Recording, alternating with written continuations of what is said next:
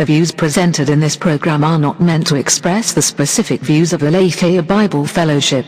You are listening to the Vigilance Radio Network.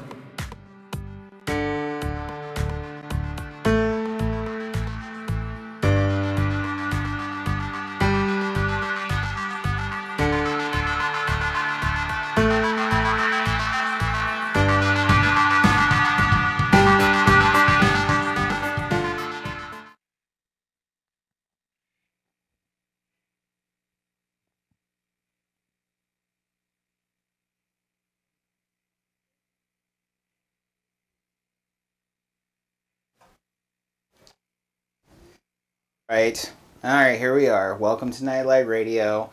Always with our technical difficulties. Producer Jasmine. Okay. Shots fired. Yes. Okay, well, welcome to NITE LITE RADIO. NITE LITE RADIO is a late night call-in show, and you are speaking with Pastor Josh. And we've got Justine and Jacob over here at Aletheia Bible Fellowship in Portland, Oregon. As always, we are joined by producer Jasmine, who's behind my desk getting stuff going on. We are not psychologists, and this is not therapy. Here we give upfront biblical advice, perspectives, and God's wise counsel to your problems. And for the next 2 hours, you can call in, you can text, you can message, you can email us at counseling@abfpdx.org. You can DM us through Instagram or Facebook. Our phone number is 971-208-5290, and our chat profiles are in the link. And you can also anonymously hit us up with topics through the jot form in our bios. If you or someone you know needs help, talk to us. The camera will be on for the next 2 hours. So, everybody want to say hi? Hi. Hi. Wow, it's really hot. Real loud. Let me see if I can turn that down a little bit. Say hi again there, Jake. Hello. There you go. Jake. Stop yelling, Jake. Sorry. Jake has a natural baritone over I'm there. just excited to see you. There you go. I can't see anyone. I Trying to think. see them.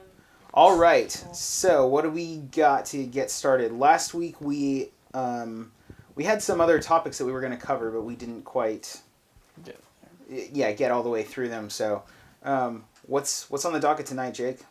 Yeah, well, there's some real VH1 type situations here tonight. What does that mean? I don't understand. Like drama.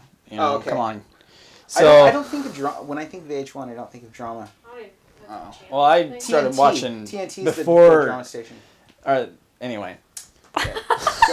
It's like What's happening? they had a lot of shows where it's like Looking for Love or Flavor Flav. Oh yeah, totally. Yeah. Oh, is it Flavor Flav I'm thinking? Yeah, of? Flavor Flav did one, and so did No, the lead singer. Bret for Michaels. Yeah. Right. Yes, Every Rose Has Its Thorn. I swear, every single episode, he worked in Every Rose Has Its Thorn. Yes. Yeah, it's actually featured in Step Brothers. Is it? Yeah. Every Rose Has Its Thorn? When he says that show he did, Rock of Love. Oh, really? He's like he said he's watching Cops, but he's actually watching Rock of Love. Oh, that's funny. Yeah. Fun facts from Jacob. All right. So. Hey, shout out to Paul. He's watching and he says, ha ha. Right back at you, Paul. I agree. Anyway. Okay. Okay, so we got two that are just having to do with friends with benefits. We got some about divorce, and we also have one that's about abuse. So we're kind of going in lots of different areas, but I'm not sure if we want to start off with a game or Yeah, let's hit it. jump right into it. Let's start off with something wacky. Wacky.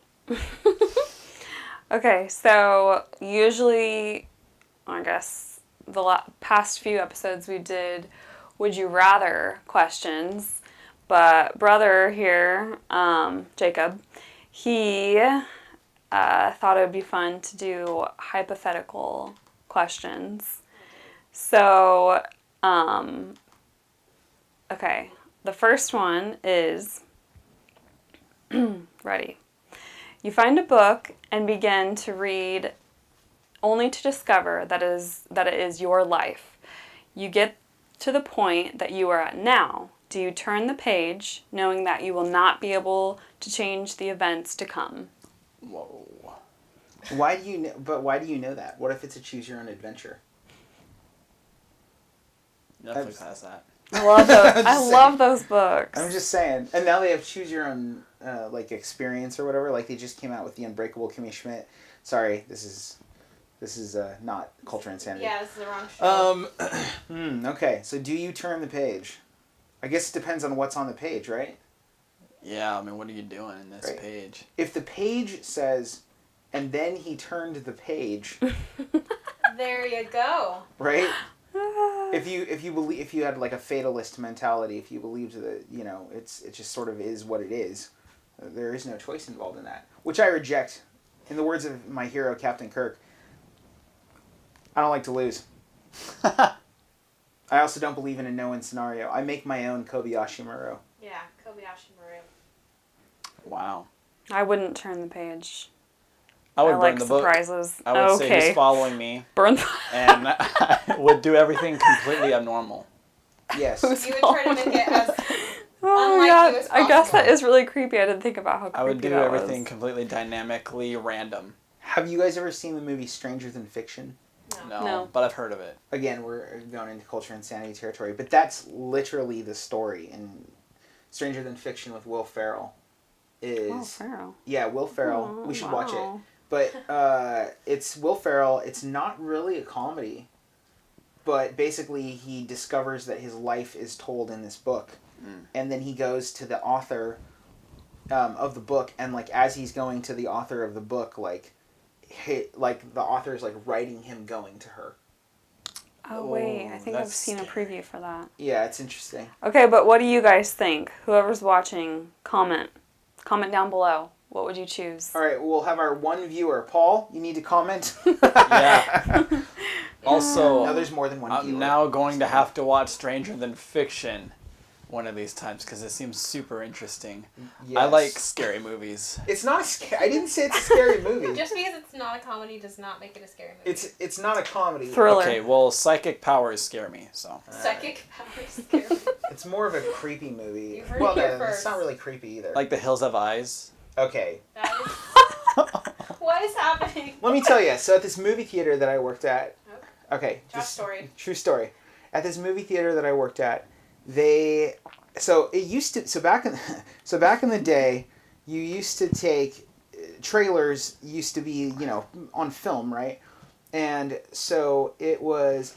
I can't remember the specifics of it. I'll cut it to short so that we don't go too long. But the essence of it is that one of our projectionists, accidentally put a string of scary movie trailers onto a kids film. Oh my no. gosh. And the first showing of it was a screening. So it was a screening What? for children, like a school came in to Oh, watch wow. it. And so as it was playing, you get the Hills Have Eyes trailer like comes up. No thanks. And if you ever seen it's Hills Have Eyes 2, which by the way, just Hills Have Eyes, there's some artistry to it, but Hills Have Eyes 2, it's gory. just all it is torture porn. Yeah, it's messed up.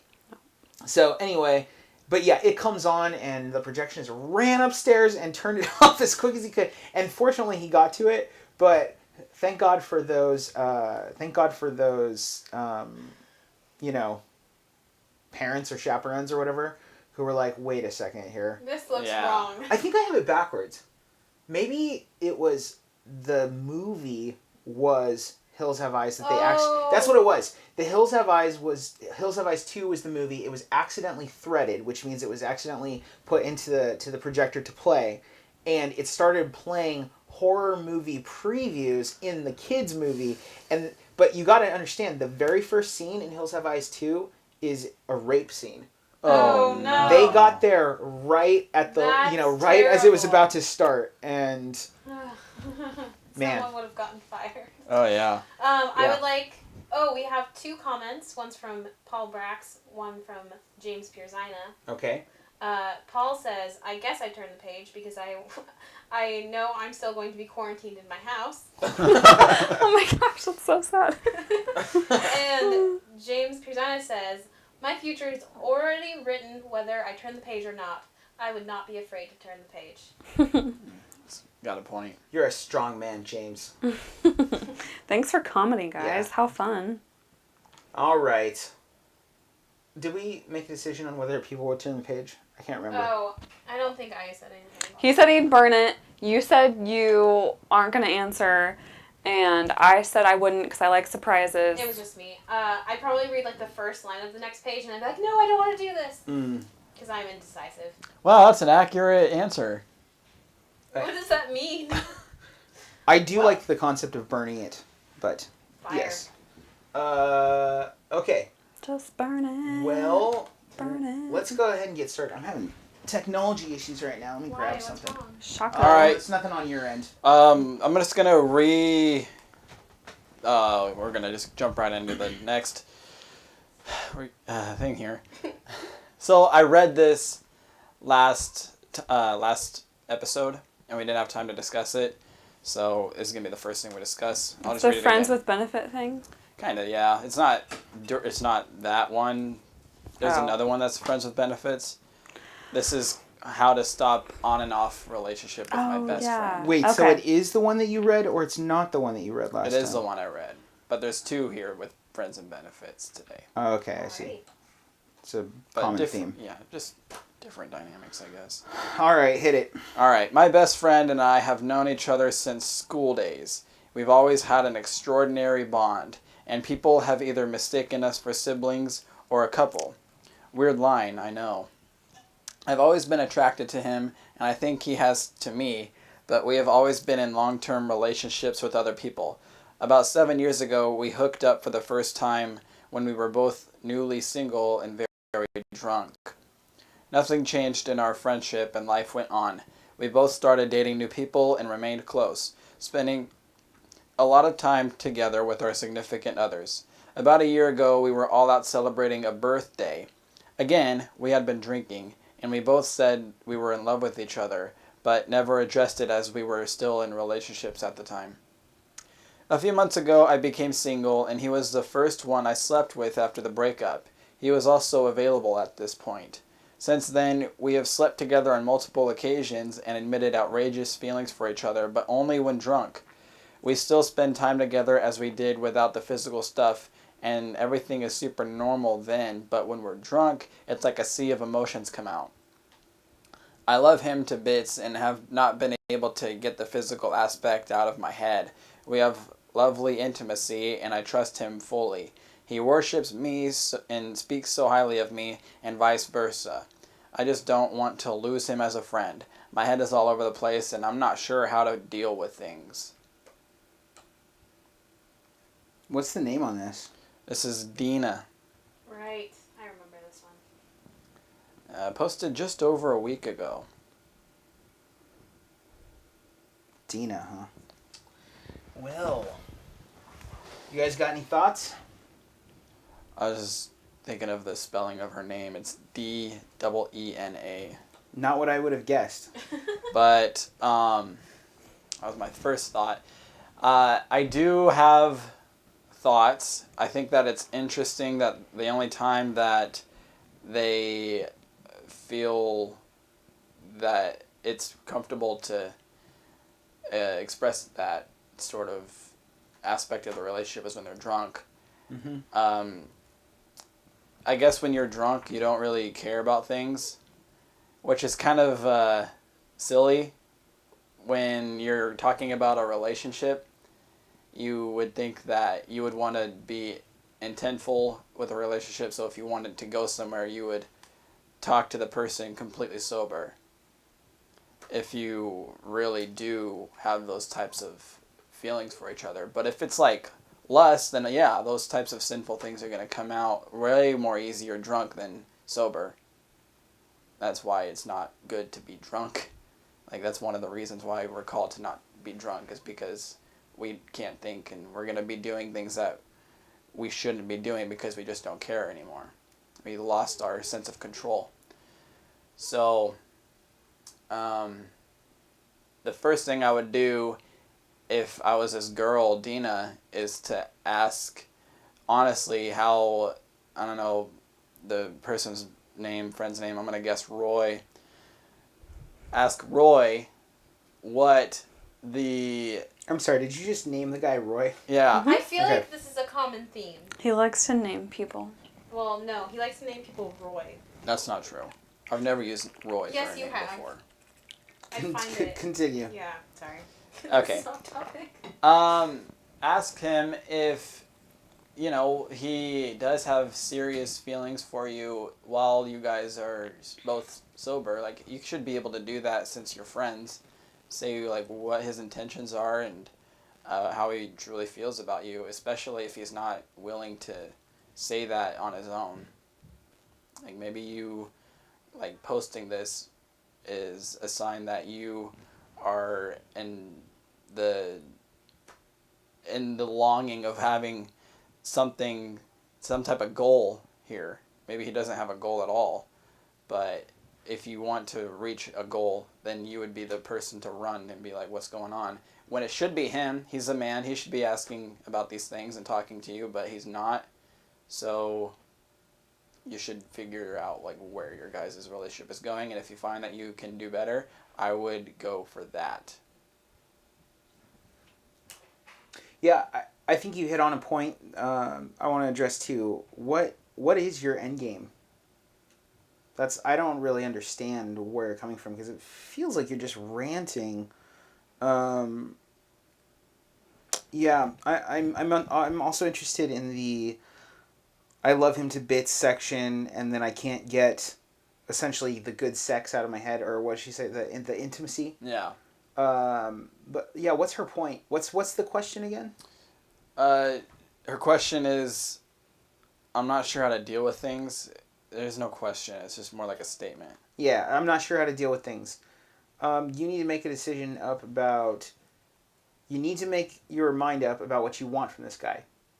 That's really what it comes down to. You need to make your mind up about what you want from this guy, and then you need to be honest with him, and you need to, like Jake said, not let it be convoluted by your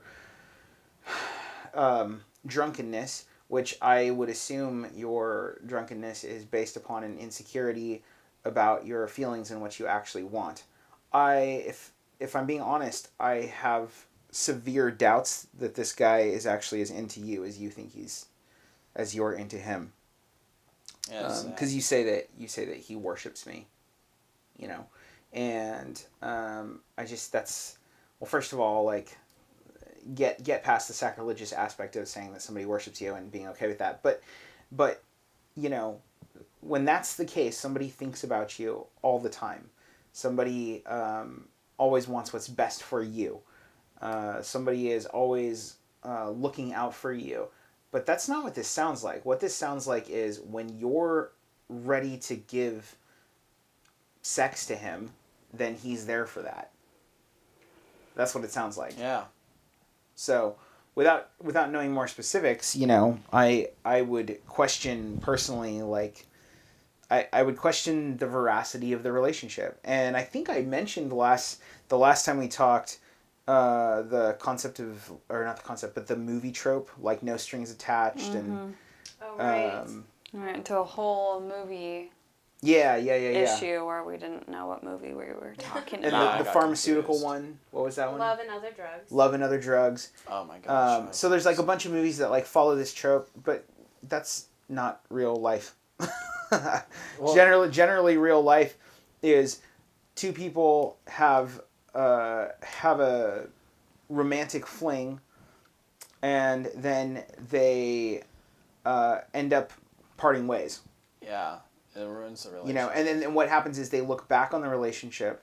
One person generally will look back on the relationship more fondly than the other, and will romanticize the relationship as if it's something that it's not. And then you bring in like new spouses, children, even depression. People are looking for a relationship that never really was there. That's generally the truth. And they say, if only I'm stuck with this person, I settled for this person, I shouldn't have settled. And then maybe they go into like a midlife crisis or whatever. I mean, that's generally what you're looking at. The whole no strings attached with like Natalie Portman and Ashton Kutcher, I want to say. That sort of mentality that's a modern fairy tale that's not real. I think you're romanticizing the relationship. But if you want to find out, talk to him. Yep. 100. What do you think, Justine? Yep, I agree. There needs to be some communication without alcohol. Yeah. Yeah, and if you can't have communication without alcohol, that right there tells you, that right there tells you you have a major problem in the supposed sanctity of your relationship. So. Yeah. Yeah. You want to move on? Okay. You feel like we beat this one to death? Yeah, there's really not much else to say. All right, hook it up. Oh, let me rep us here for a second. So 971-208-5290. We are watching the comment thread. If you want to say something about these stories or whatever, if you want to throw out something or comment on what we commented on, feel free to do that. Feel free to weigh in and tell us what you think, or to ask us for further clarification or whatever. But yeah, 971-208-5290. Go ahead, Jake. All right, this one is called Divorcing my musician husband after a 32-year marriage. Why? Okay. Apparently very important that he's a musician. Yeah, musician. I know. I'm right at the gate. I'm feeling a little bit attacked. But anyway, go on, Jake. What's the name of? Her name's Donna. Donna. Dina Okay. and Donna. Donna's a good groupie name. Interesting. Just anyway. Well. Just speculation. We should write a song about Donna. All right. Okay. I'm doing it. on. You're doing it? Yeah. All Okay. right. Next week, Jake is going to premiere his new song. Yes. Actually, Jake, hit it. What the? Freestyle, go. All right. Help! I'm so depressed and broken. No. That's literally what it says here. No, I figured that's what you were doing. Yeah, I can't. Hoping. No, you're not going to freestyle it? No, I'm too shy and embarrassed. Maybe in the morning when I wake up, I'm in the mood to freestyle. But it's not the same. Right now, I'm not really there. You're not going to rhyme Donna with Llama. I wanna. Yo, Or- it's easy. Donna, you wanna. Come on, Benny pretty Hanna? mama. Yeah. All right. Okay, back Really? to the story. Yeah. All right, Here here we it go. goes. Yep. Help! I'm so depressed and broken. I've been with my husband for 34 years and married for 32 years. It was never an easy marriage, and in my mind, I probably was alone in my marriage for about 26 years of that time. My husband is a musician, which I didn't mind as I come from a musical family, all playing in bands, etc. But he was always putting his music first before our family. I stopped going to parties, etc. because I was always going by myself. Eventually, over the years, I became distant and withdrew. The last year had me sleeping on the couch to now as he snores and would wake me up. I stopped having intimacy with him as I didn't want that to be the whole basis of our relationship. Doing it, and then he was back out doing his gigs, going out with bros, etc. We concluded that we would put our house on the market and go our separate ways. The thing is, why do I feel so depressed and upset? I am teary all the damn time, and I know I am a strong person. Is that it? Yep. It's a short one. Yeah. Well, that sucks, Donna. It's really rough. The reason why you're depressed and upset is because a massive part of your life is broken, and that's why you're depressed and upset. And the solve for the brokenness you thought was going to be moving past it, but that doesn't actually solve the brokenness. So, just to unpack your upsetness, that's why. There's a lot more to unpack here, and there's a lot of sadness, I'm guessing, in the relationship. But just on a base level, just to summarize that point, you're going to be bothered because you didn't actually solve anything, and the one thing that was hanging on by a thread is now gone. So, yeah. What do you guys think? I'm just like right now. I'm thinking I'm trying to think of what could they have done to help save the relationship before jumping to that as a conclusion, as she says it. But What is that? What's that? What are you talking about? conclusion. She says that we concluded to go our separate ways. Put our house on the market and go our separate ways. Right. Okay. I'm guessing that's divorce. So, I was just trying to figure out like where else you would, like what other option you would have before that. Which, I believe there always is an option before doing that. One of the best things to do is to be reminded of where you guys started in the relationship, and like what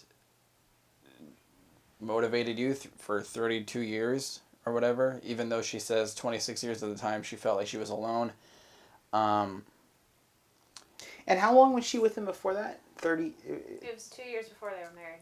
Okay, so 34 34 years. So that's... Do the math, Josh. For 8 years? 8, yeah. Is that correct? Yeah? Yeah. So she was with him for 8 years, and then things changed. Any idea how old she is? She's gotta be 60. 57. You think? Well, I'm reading the comments. Okay. Oh, What's going on in the comments? Basically, she was still really sad, and she got a poodle, and he brings her, well, the poodle brings her great joy, and they are still living together because they don't want to sell the house because her 94-year-old mother is staying there, and she has dementia, so they can't like fully separate yet.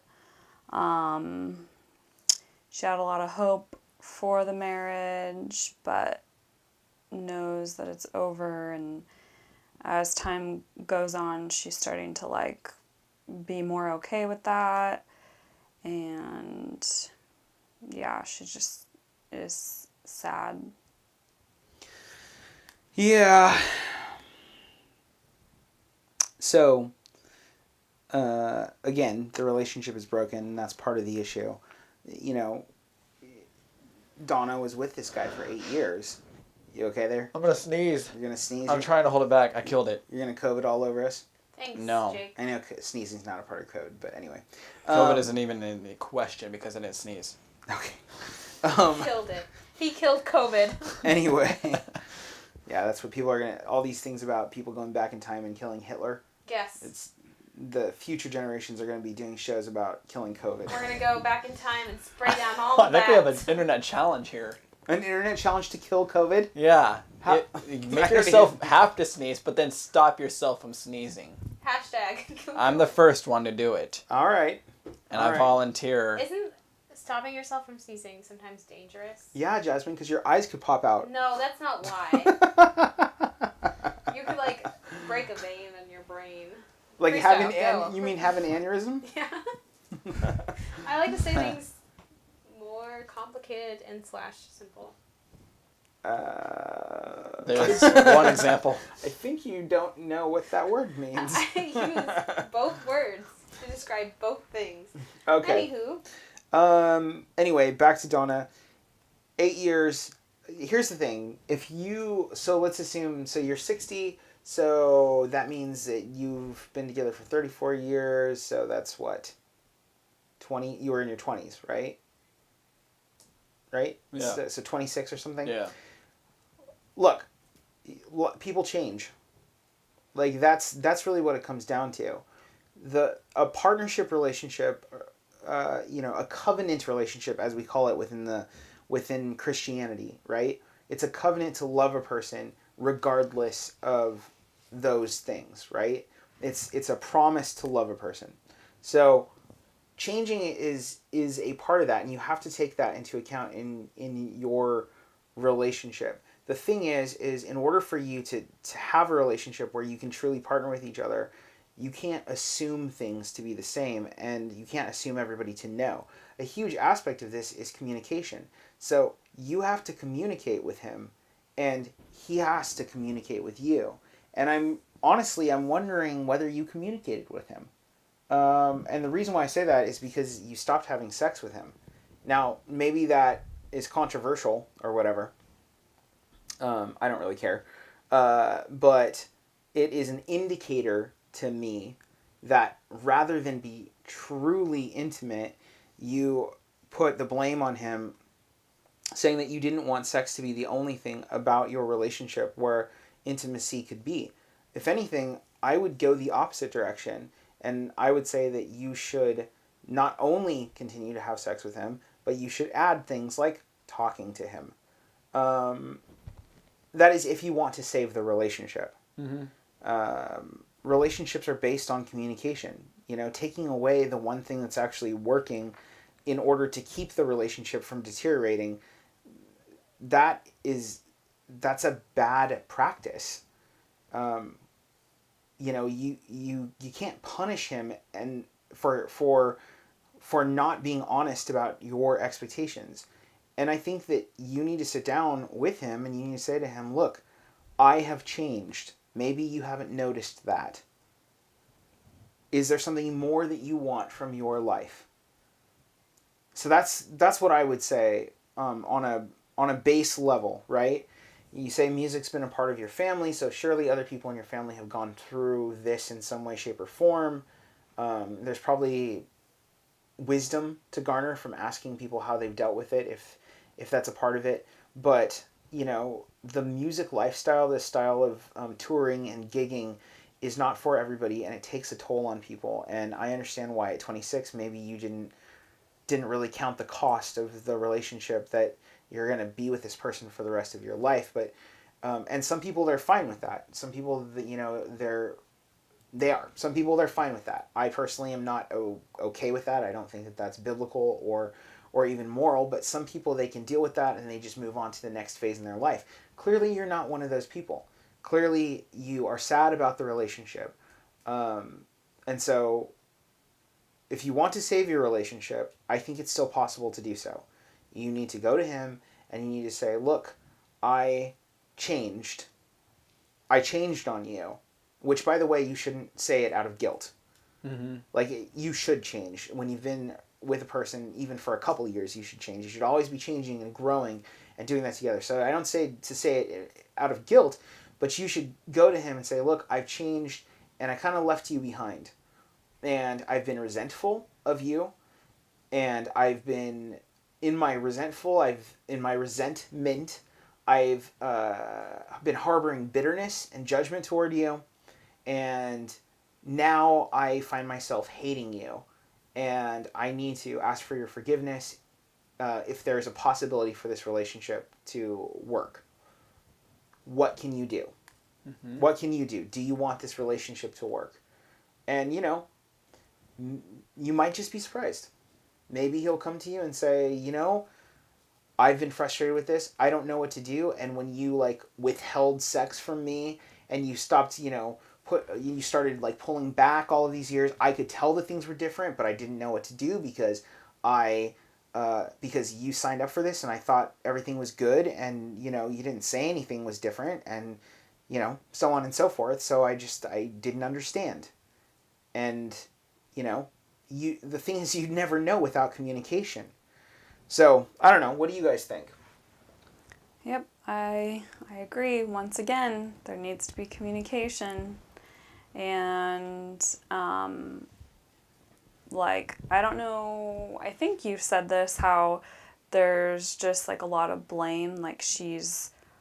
It sounds like she's putting all the blame onto him. How, he's a musician and he puts music first before the family. And then she stopped going to parties because she was going by herself. And then she was sleeping on the couch because of him.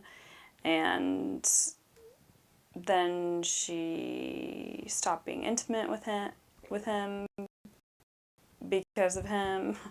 And so I think maybe there does need to be more ownership on your part of the relationship in itself, because it feels like you're just putting all of it onto him. But I mean, I would hope that you weren't, like, I guess, forced into marrying him. And as you go along, like, you make these different decisions, and like if you weren't communicating or saying what you needed or how you were changing or anything like that, then it's like you took part in all of those things.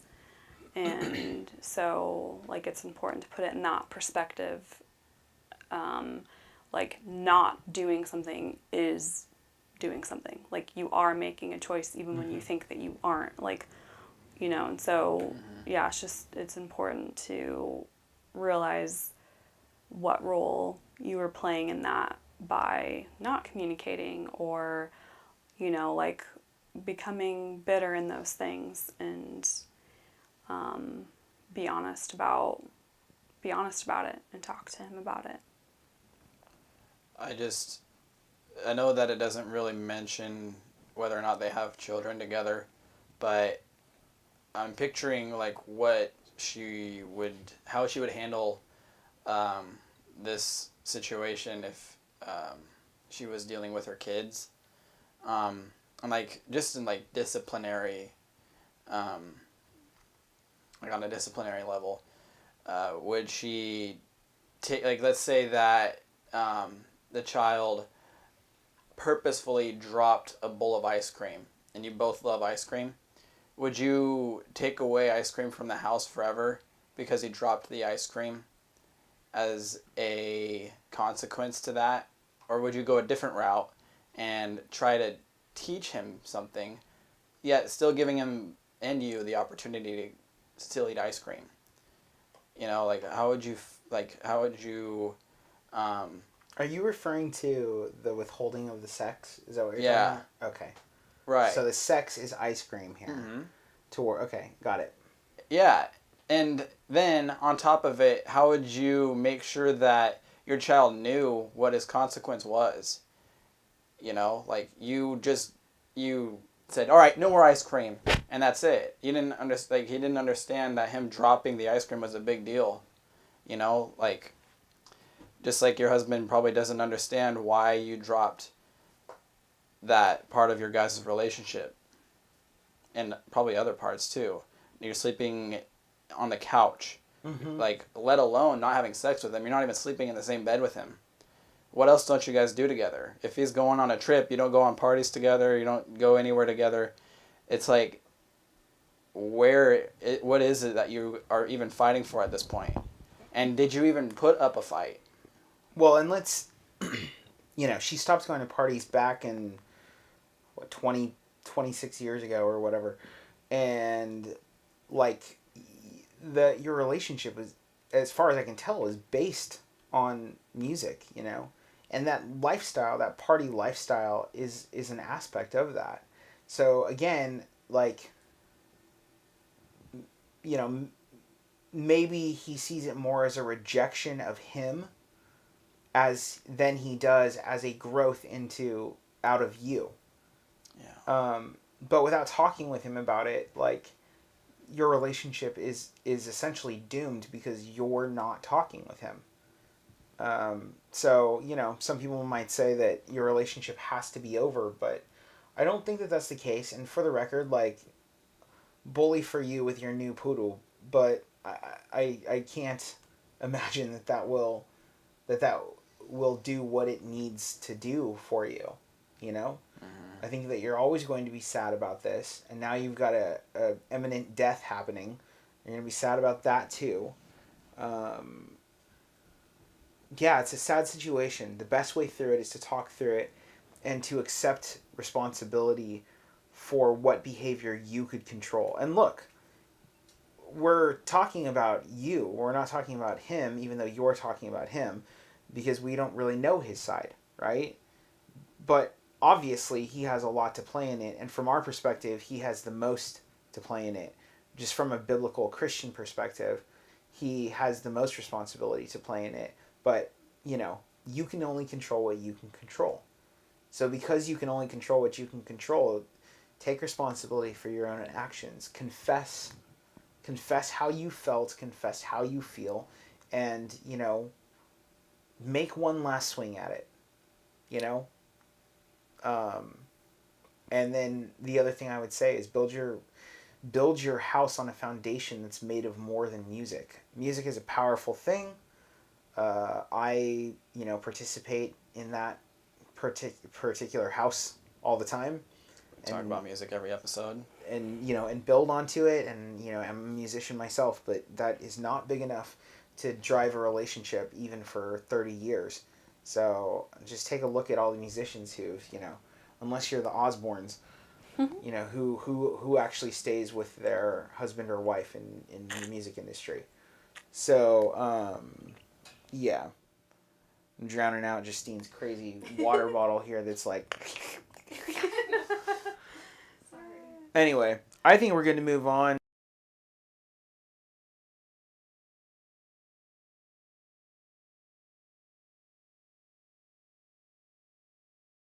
Topic submission or whatever Jot form. is on Jot form, which is in the links. You can also get to it by abfpdx.org. You can also just send us a text message at 971-208-5290, or you can just post to the comments. So there's Jacob also making noise out of his dragon mug. Jacob, show the camera your dragon mug. I'll there. zoom in on it. I've had it since I was 9 years old. Hold it this way. Okay, there's... That's okay, his dragon. Justine's... You've had it since you were 9 years old? I have. It's like a drink break right now. But the problem is that putting it in the dishwasher kills the dragon, and that's why they don't exist anymore. Okay. That's why There it is. make a movie. So if you want advice from Jacob, it's 971... Anyway. But 971-208-5290. Why don't we play one of your hypotheticals real quick? Okay. Okay. You guys ready? Yeah, hook it up. We need hypothetical music. Noted. We need a soundboard over here. That is way too loud. It's really breathy. Are you having a panic attack? Where's your bass? Wait, do that again. What is that? Are you saying bear? No. Yeah. That's not... It's Clint Eastwood. What? Eastwood? That's not what Do you mean by the gorillas? Oh, okay. What do you mean, No. Clint Eastwood? No. The man. Okay, He so doesn't you talk. Yeah, you got it. Talk like that? Clint Eastwood. mean... when Dirty Harry. Yeah. Okay, how... Yeah, you know, before he goes to shoot someone, and he like does that glare. But he doesn't make a sound He effect. doesn't say. What? He does. He does it in every movie. What? What are you talking about? Josh When and I. remember when he's like doing that in Gran Torino?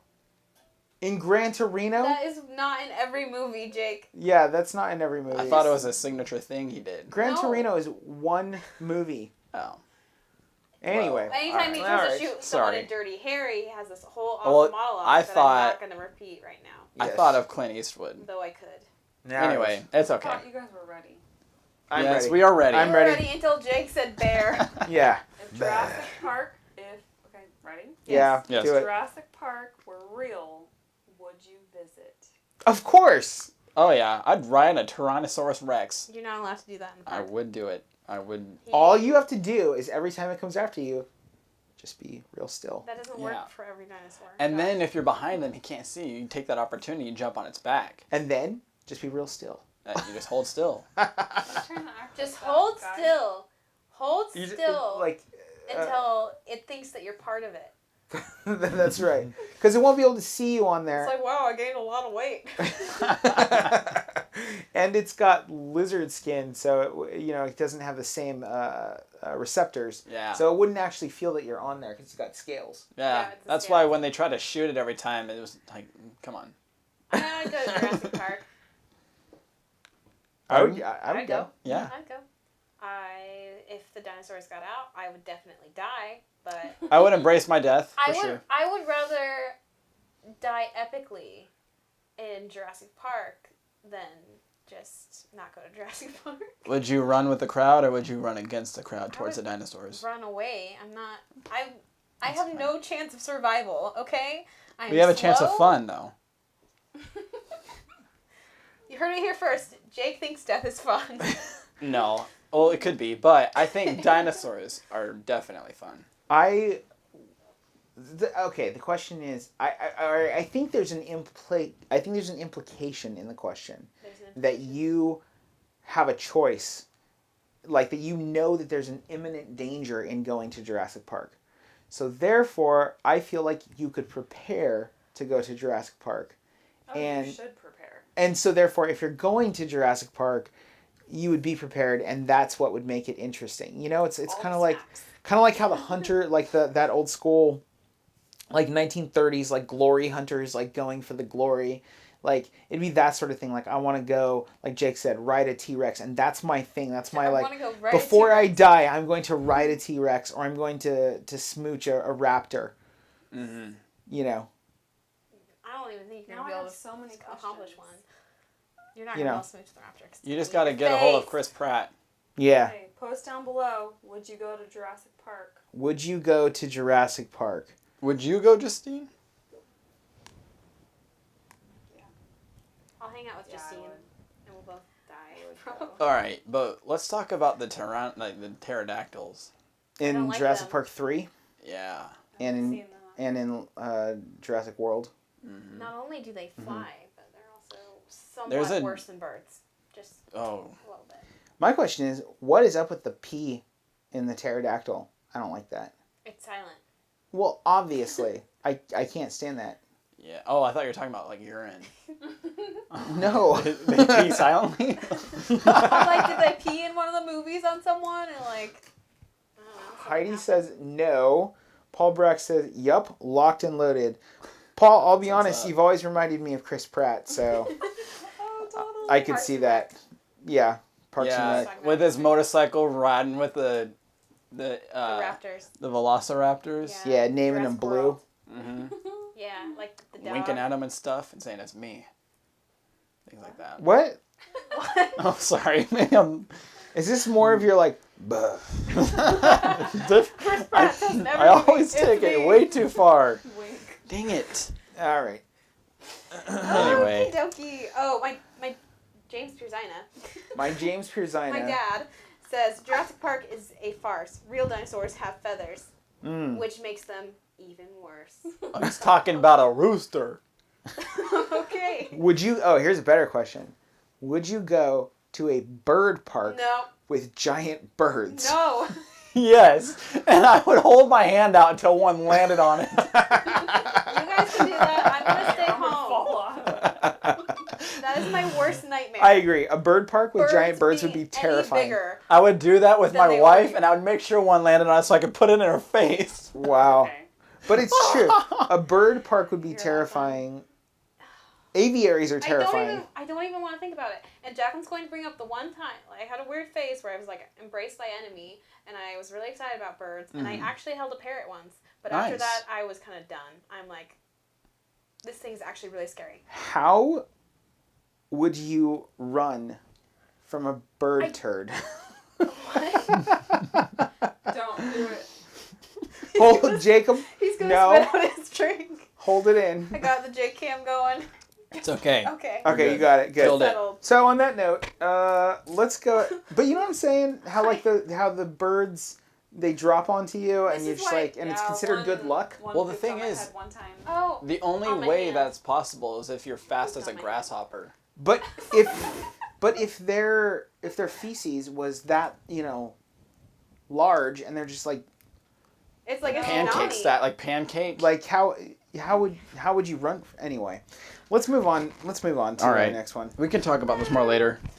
Alrighty. So Post in the comments, guys. How you would run away from the giant bird turd.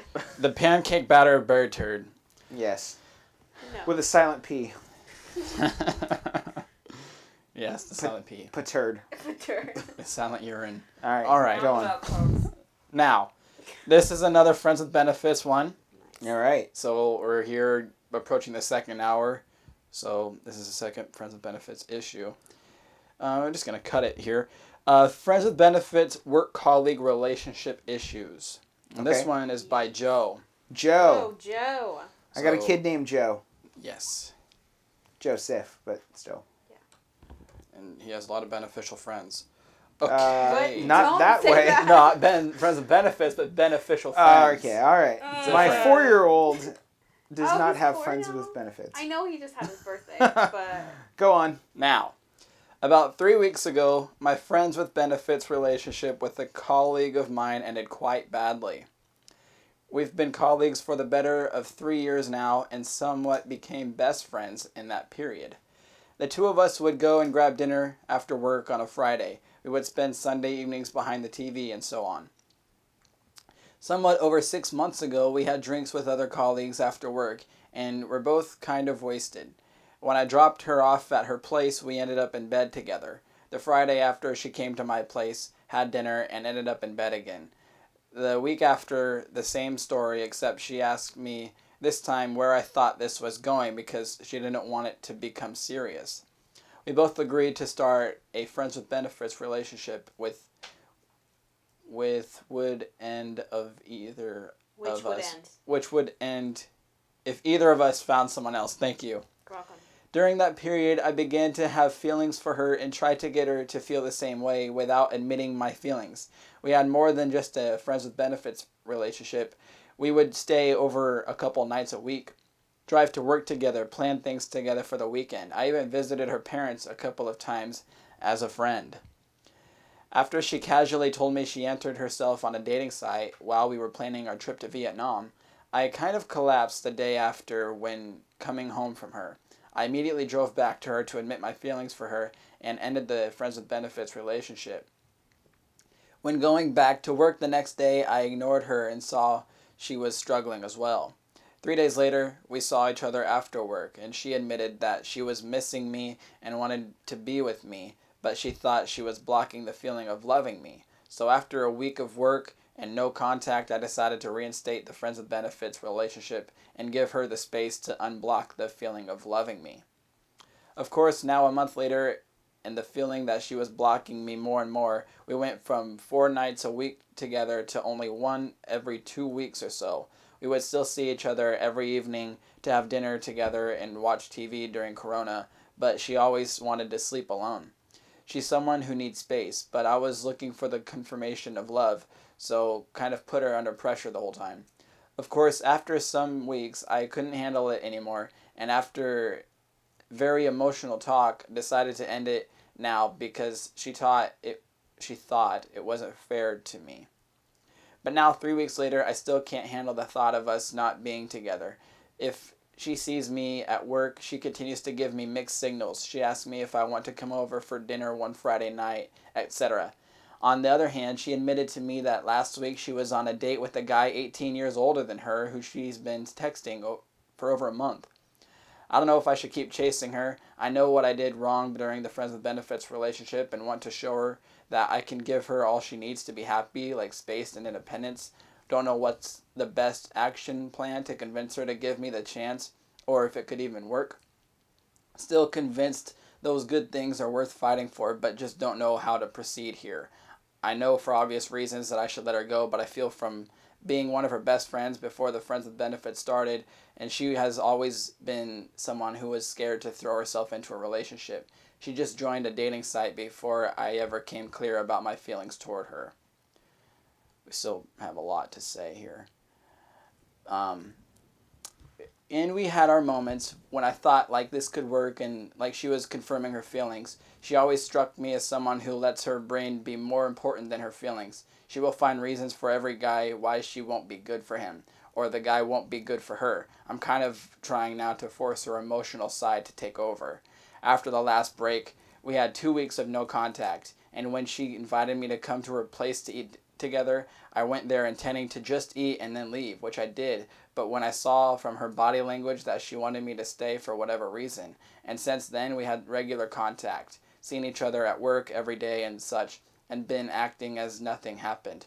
Of course, since then, I haven't had the feelings anymore that she wanted me to stay. My heart is thinking now that I should ignore her as much as possible again for 2 weeks, which is problematic since we are colleagues and had a pretty close friendship.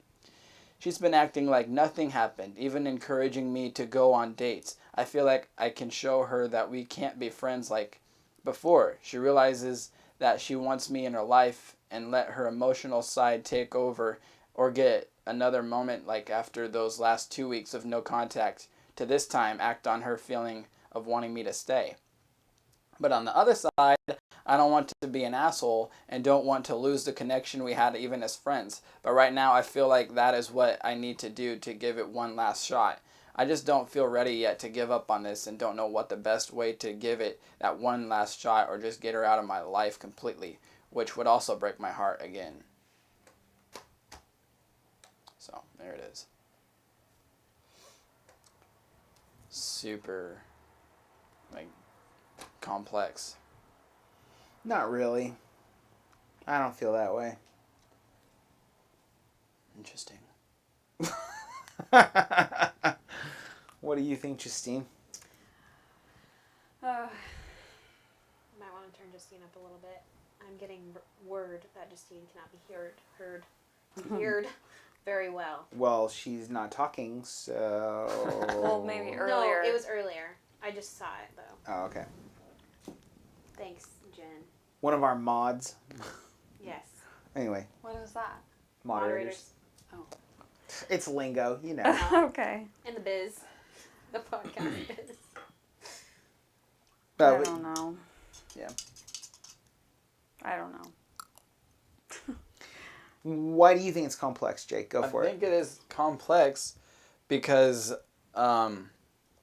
it's just I don't get some of the concepts or the approaches that he took.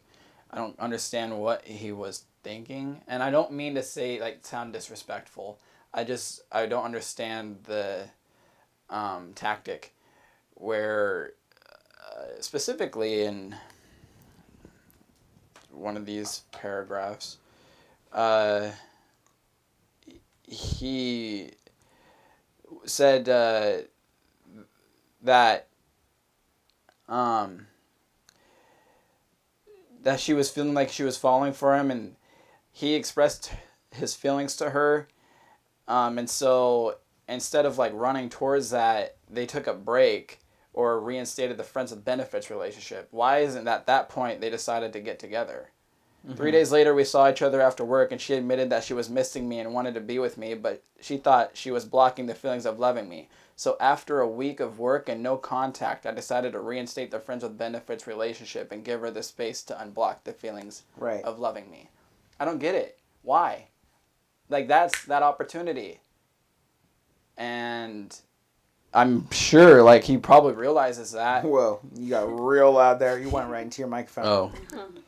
I'm sure he realizes that, and I think he even said that. I understand that where I went wrong when reinstating the friends with benefits relationship, but I don't think that's what he was saying, though. He wasn't referring to that? Well, he wasn't saying that he went wrong in reinstating the friends with benefits. Saying he started off wrong with said that, let's look at it. Oops, Dead air, dead air, dead air. Okay. I see. Where is it? I can't find it, but I can't find it. Where's the no. Anyway, move on. Anyway, continue what you're saying about it being dynamic. It's just that he's tried a lot of different ways to make this work, but except for communicating how he felt about her. And then I guess he did, but once he did that, it was kind of it wasn't right timing or the wrong approach or something. There was something missing for her to understand exactly what he was saying.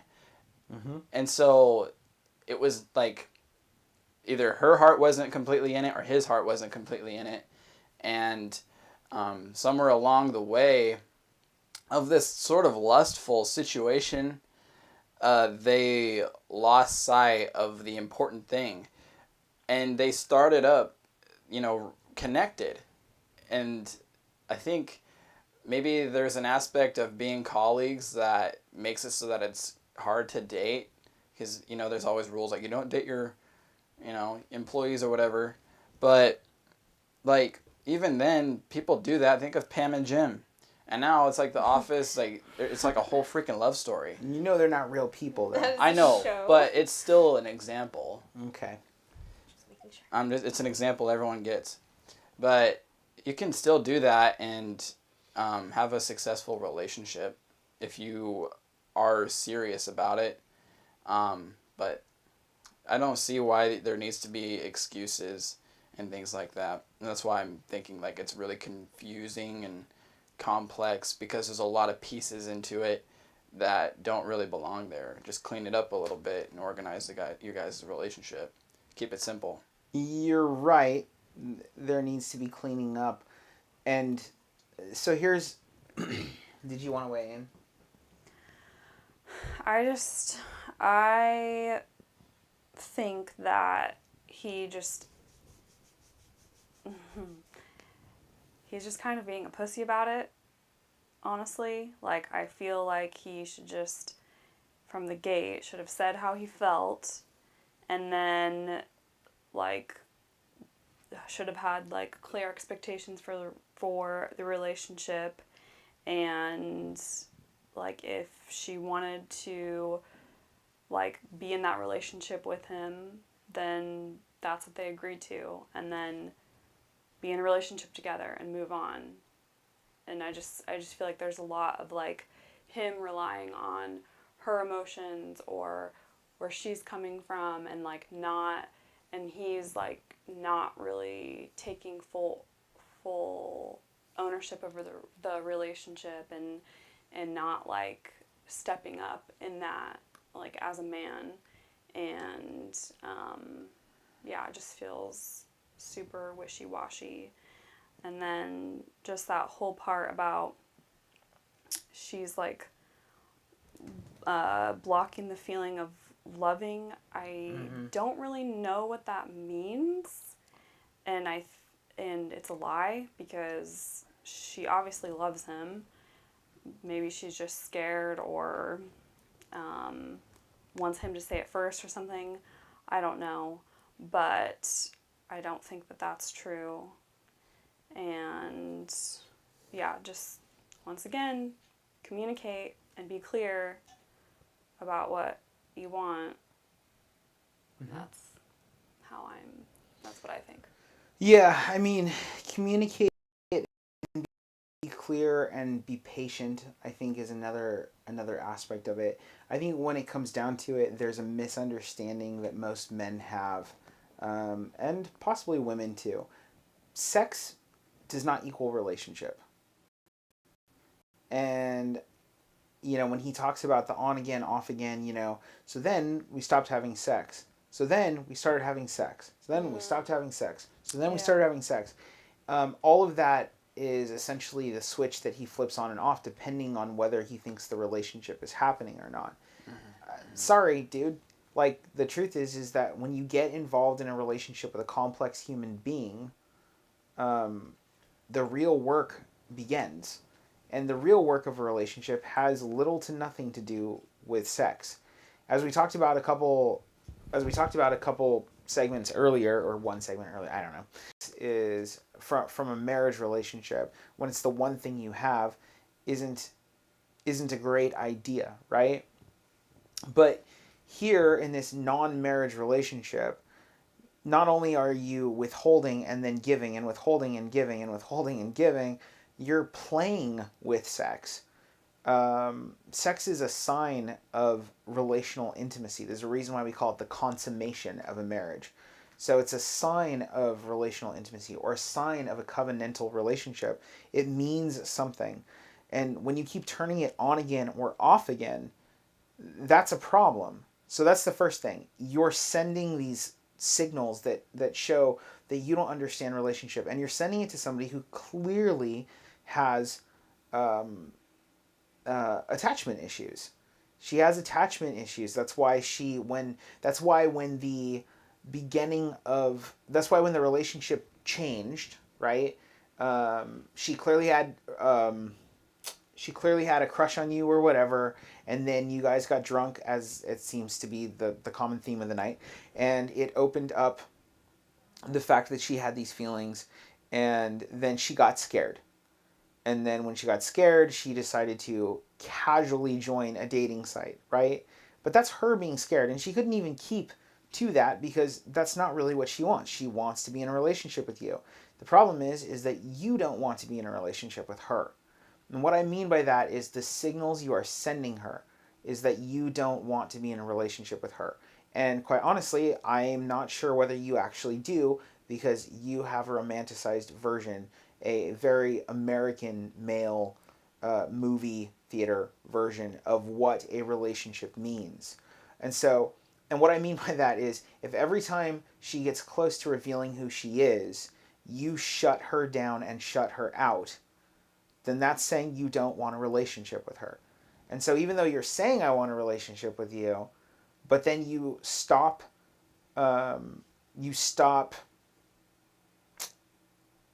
being intimate with her, which again, I think belongs in marriage. That's a whole nother conversation. But I'm talking about the signals you're sending, right? So every time you say you want a relationship with her, and then you stop paying her attention. So not even sex, but like you've said multiple times, you ignore her. Yeah. Like, right. What is that? You are telling her that, or you're affirming to her probably what's been told to her before, quite honestly, that having a true relationship with her is only good if it's sexual. But the problem is that's not really what she wants. She wants a relationship where she can be understood, where she can be the person she is, and she's afraid to have that relationship and to have it with you, and rightfully so. So if you want your relationship with her to work out, stop making sex a part of your relationship. And what I mean by that is stop making it the defining factor for your relationship. Again, I say that with the asterisk next to it that you shouldn't even be having sex. And that's a whole thing. But you are sending so many mixed signals when you're doing what you're doing. So that's the first thing. And B, build an actual relationship with her. So that means if you want to build a relationship with somebody who has attachment issues, what you have to do is work on establishing trust of care with them. And so that means, when she pushes away from you, you don't allow her to push away. But what you're doing is every time she pushes away from you, your response is, okay, then see ya, and then you essentially blame her for pushing away from you. But that's the thing. She's exposing the truth of who she is, that she has a violent tendency to be scared. So what do you do? Like when a little kid, maybe you don't know this, but when a little kid is scared, like when your son or your daughter is scared and they're having nightmares or whatever, like you don't push them away and be like, well, see ya, you're not mature. No, deal with your problems. You grab them and you bring them tight, and then they struggle for a little bit, and then you get this. We call that catharsis, and then it establishes something we call therapeutic rapport, and so on and so forth. In any case, all those big words aside, the point being is, the problem in the relationship is that you're an amateur, and you don't know what you're doing, and you're dealing with something that's much bigger than sex. So sex is it's just, pardon the pun, but the tip of the iceberg. And sex doesn't make a relationship. There was something that was said, he kept saying something about the emotional side. What was it? He kept just talking about the emotional side. That her emotional side? Yeah. That she needs independence. Her emotions are backseat to her Yeah, like she thinks more with her mind, and he's trying to get her to think with her emotions. Right. Yeah, no, that's wrong. No, that's exactly the problem. She doesn't need to think with her emotions. You need to engage her mind. And that's the thing. She's trying to work through her issues, and you can see her doing it. She probably makes the moves, like getting onto the dating website, when she is actually accessing her emotions. So what you need to do is you don't need to hold a dichotomy where it's emotions versus mind. They need to work together. And the doorway to that is a renewing of the mind. It's refreshing the way the mind thinks about problems. And you're going to need to give her patience. You're going to need to give her security. What you should be doing is saying, look, I've exposed all of this. I want to work toward a relationship. I think that we shouldn't be having sex right now because I think it convolutes things, but I'm committed to you. So I'm going to be committed to you. We're going to be in a relationship, and this is going to be a difficult time, and I'm here to talk to you about all of these things, but we're not going to have sex because I don't want the waters to be muddy about my connection with you, and I'm not going to ignore you when you push away from me, and I'm not going to put unrealistic, expectations on you. Yeah, that's, if you want the relationship to work, that's the work that you're going to have to do. Yep. That's what it is. And if you hold out long enough and you do right by your responsibility in that relationship with, this woman that you say is your best friend, then eventually she'll open up to you because she wants to. She just doesn't know how. The other aspect of it is, clearly you don't know what you're doing. Like I said, you're an amateur, and so don't think for a second that it's all on her, because it's not. It's not all on her. You are giving her mixed signals. She's not giving you mixed signals, in my opinion. She is interpreting, it's a little bit like saying, let's see, how would I say this? I'm getting,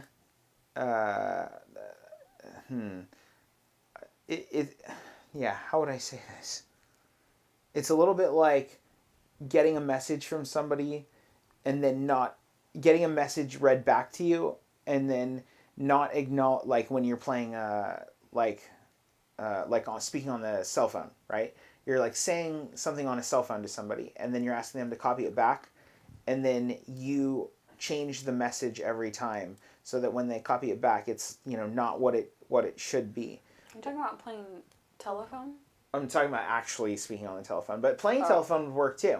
You're playing fast and loose with the language and communication factor, and then you're like, why would you change that message? Why is this coming back garbled? She's repeating you, dude.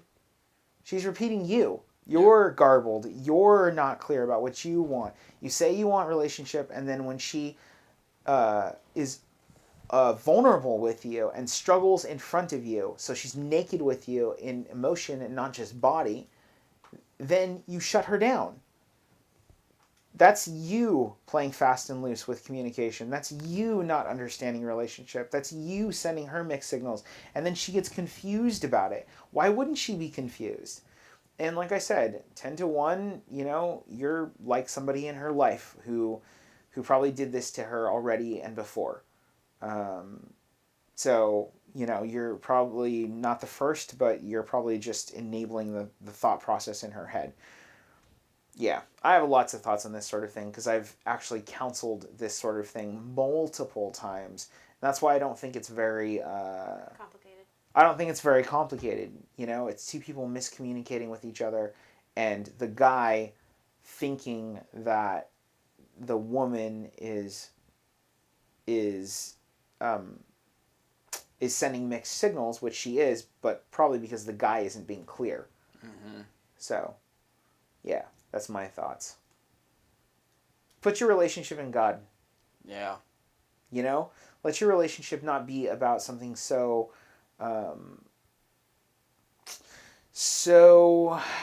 complicated. And this is going to sound weird, but complicated as sex. Sex is like I said, a tip of the iceberg of communication, but God is meaningful in all aspects of the ocean, not just the iceberg. He's at the iceberg, he's in the ocean, he's with the fish, he's in the air, so on and so forth. He's what we call transcendent. And so because he's transcendent, the ability to have him be the foundation of everything that we communicate, he can be simple and he can be large in our access of that. Put your relationship in God, keep it there. Then you'll be able to unpack all of these things. Mm-hmm. Yeah, I guess. Move on. Yeah, we can move on. Our phone number is 971-208-5290. We have about 45 minutes left in the show. Let's play another round. Just remember, you can send us an anonymous. Wow. Every time it gets past a certain hour and I begin to like slur and like, I know, I'm feeling tired too. Yeah. Anyway, this tea is hitting me like a brick. Freddie Tai. I have Earl Grey tea in my cup. Anyway, do ya? Yeah. All right. And that's why I'm crazy right now. Yeah, right. I don't think you're different from usual. Oh. Let's go ahead and hit it. Okay, here we go. Okay. If you could organize a car race for you and your friends where you all drive the same car, what car would you pick? That's easy. The Batmobile. Oh, nice. Oh, because it could be like Mario Kart. Well, because it could be multiple Batmobiles. That's smart. Oh, interesting. I like it. Or an Aston Martin DB5. Oh, yeah. What's that? That's the car that James Bond drives. Yes, it is. Took me a second. Nice. Had a load. Or the A-Team van. Or the DeLorean. I Oh was my thinking gosh. the DeLorean. Can That's you where I went imagine first. doing a race with the DeLorean? Oh my gosh, and you can race it through multiple times. Time travel! Yes. Yes. I love time travel. It's my favorite. Yes, the DeLorean. So it's a vehicle? Is it a car Or or is it a vehicle? car? That's a good question. It says a car race. Oh, right. So it's a car. Because I think it'd be fun to do different time travel machines. That would be fun. That would be interesting. Like the DeLorean versus the TARDIS. Yeah. Those are the only two I can think of. There's more, but Well, okay. Napoleon Dynamite came up with one. The TARDIS would be better than the DeLorean. yes. There's a couple reasons why. Oh, we're going into it. All right. Insanity. Just kidding. So here we go. The reason why the TARDIS would be better than the DeLorean. The DeLorean has the cool factor, but the TARDIS is infinite on the inside. That's true. And This is so true information. you could live in the TARDIS, and all this sort of stuff, right? But the other thing is that the TARDIS, so for those of you who don't know, that's Doctor Who's vehicle. Yes. So the TARDIS is relative in its travel through not just time but space also. So whereas the DeLorean basically is locked, a car. it's a car and it's locked into where it can physically travel. It can travel through time within the space that it can actually travel.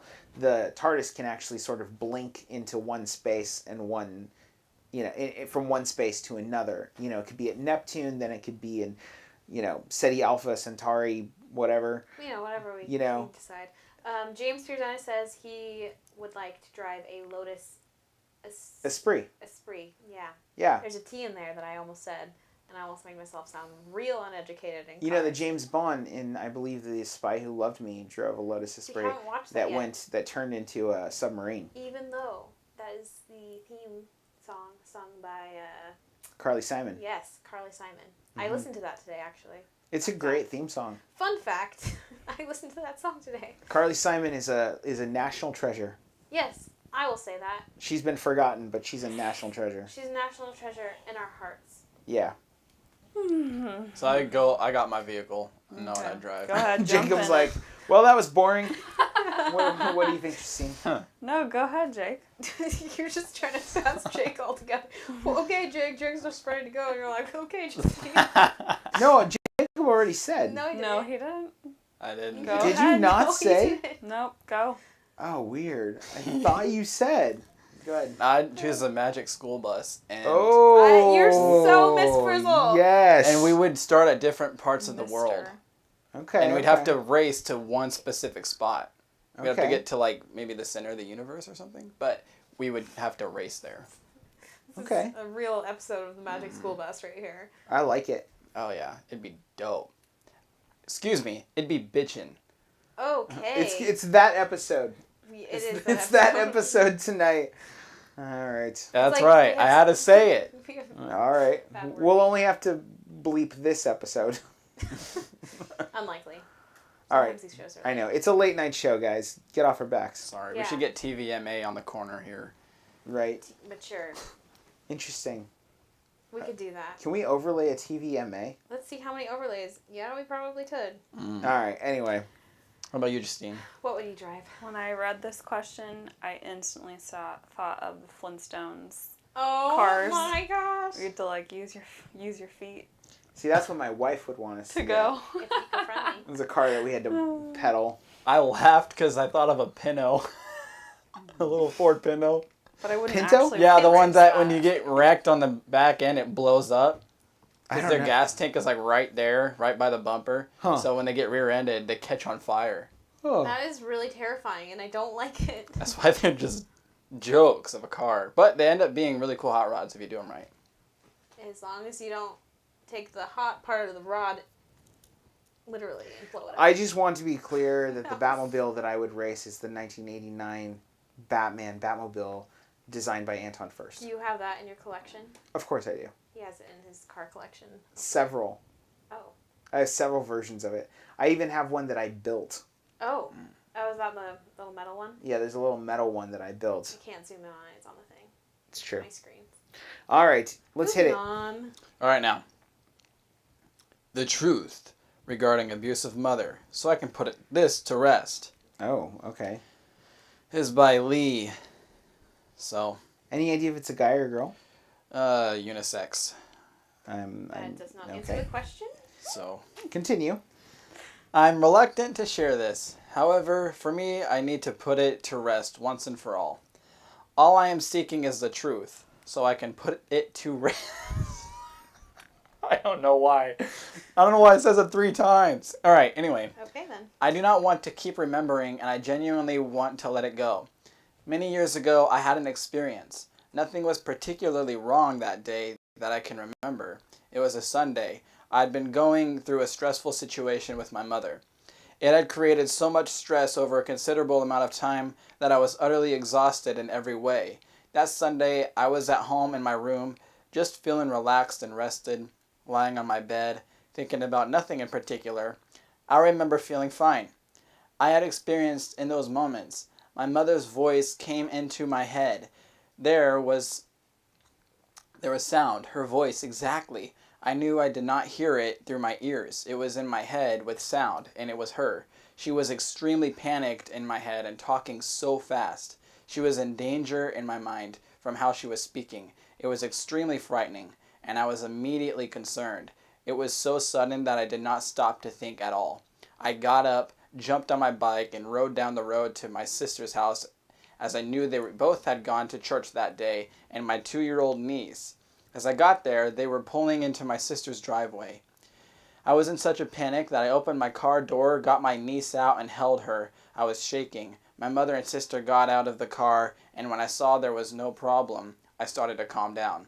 It did take me a long time to calm down, and I saw that everyone was safe. When I went to sit down, I started to feel so confused. I had no idea what just happened. This was 10 years ago now, and it still comes back to me now and then. I don't know how I went from so relaxed to absolute panic. Her voice in my head was so horrible and frightening, like she was in danger. Of course, I never told either of them this. They already thought I was crazy. I am open to the conclusion that perhaps it was some sort of psychosis from the stress I had been through for quite a few months. I've never been able to understand what went on there. It's been 10 years, and I want to let it go now. I just don't know how. That experience affected me. I also want to know what other realistic explanation could there be for that experience. This messed with my mind. Without going into too much detail, I was subjected to emotional and psychological abuse by my mother. which started at 6 years old. I'm only dealing with the severe childhood abuse from both parents now. It's not an easy time for me.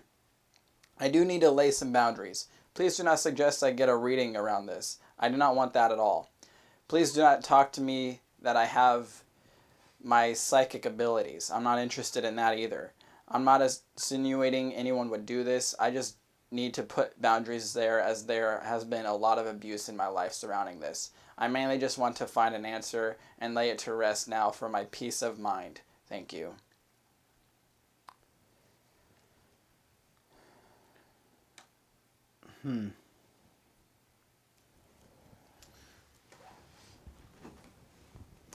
So, what was the initial stress? Lee said, and in listening to Lee, it sounds like a guy to me, but I don't know. But Lee says that he had possible, maybe it was psychosis from stress that he had been going through for a while. Yeah. For for some time. But did he ever say what that was? Not really. He just mentioned that he's been abused by both parents, and currently, I think. Emotional and psychological. Mm-hmm. Right. But then he was relaxed, and then he heard his mother's voice, and he was freaked out, and came to check to make sure that everybody was okay. Yep. Including his mother. Yeah. Well, because he knew that his mother was with the family, so that was his main goal, was to make sure the mother was okay. Yeah, I mean, and then he's also concerned about, he doesn't want psychic readings. And he made a comment about going to church, so it seems like that Lee might be a bit religious, yeah? Is that the impression you guys get? Yeah. Yeah. Well, I mean, he wants to know about, different explanations there are. I mean, I've read a bunch of things that I'm sure that he's read also. It could be that there's a repressed memory there that somehow got triggered. It could have been psychosis, although I feel like generally there's a precipitating factor to that it doesn't sound like would come from stress, so that's kind of weird. But it could also be from just a spiritual standpoint. It could be demonic. Mm-hmm. It could be that, an extreme fear was placed in your head in what we say in an area that's a weak linked, or an unconfessed sin, or something like that. There's lots of reasons why you could have had that happen to you. The more important thing is not why, though. And I think that's where I would focus on. We can investigate why, but let's get the what out of the way. Which is specifically that you are not giving those thoughts to God, and when I say giving those thoughts, I don't necessarily mean you're not saying them to God, but you're certainly not leaving them with God. That you're focused on this thing, and it's something that's sort of ruling your life for the last 10 years. And I feel like I'm missing a piece of the puzzle too, because it just seems like there's got to be more that we are missing when you're talking about this sort of thing. Like everybody has nightmares, for instance, but usually you don't hold on to them for 10 years and let them let them bother you to the point of posting on a forum. So there seems to be something there that maybe isn't being talked about or confessed. Just thought of something. Sure. He mentions that it was a Sunday. That I'm just thinking he was just laying in his bed on the Sunday, but his mom was at church, coming back from church. Yeah. I'm wondering if his mom was forcing him at a young age to go to church.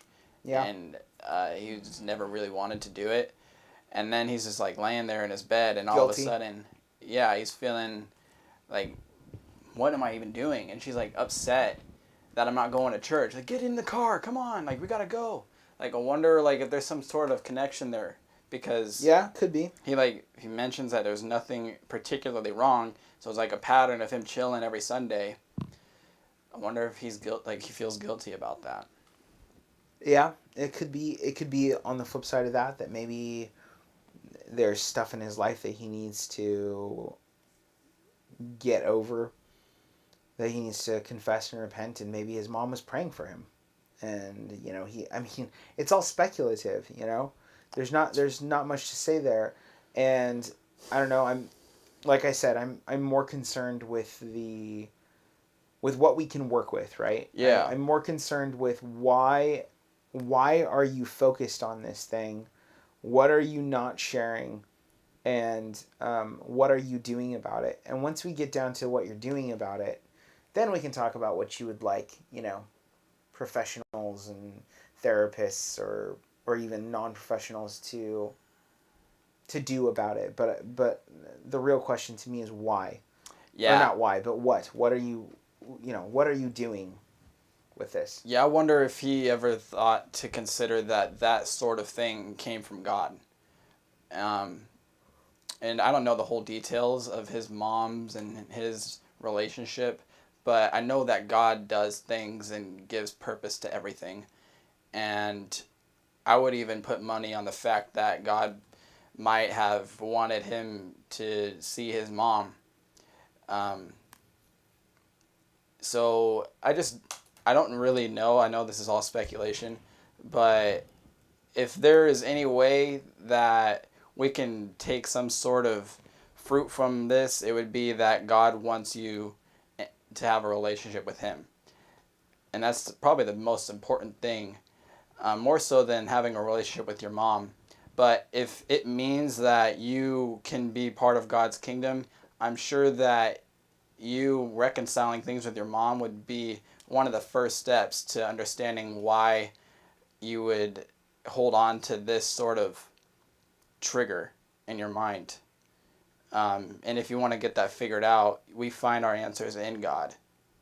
We don't find it within ourselves.